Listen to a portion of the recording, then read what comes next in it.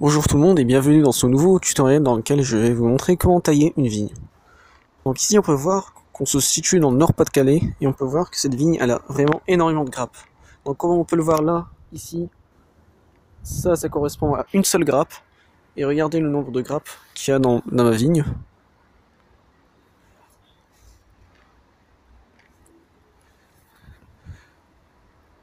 Donc sachant que ces grappes j'en ai déjà eu l'année dernière plusieurs et elles sont vraiment sucrées.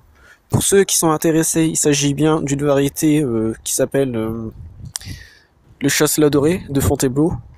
Donc vous pouvez en acheter dans les...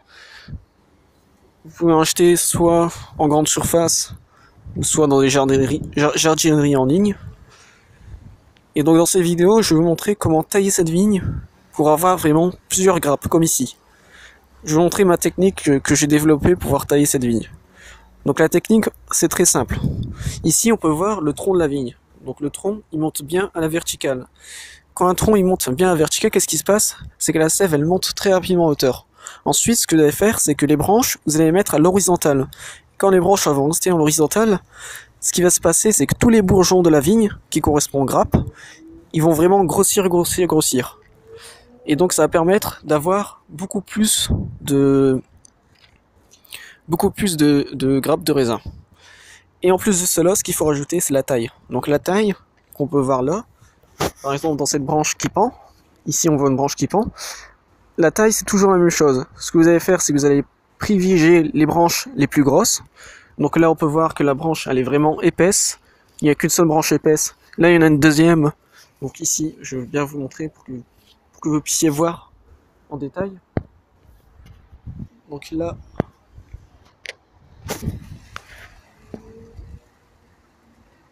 bon finalement on voit pas très bien. Donc en fait ici il y a deux branches vertes sur une seule branche marron. Et ce que vous allez faire, c'est que vous allez en enlever une pour que la sève elle se concentre bien sur une seule branche.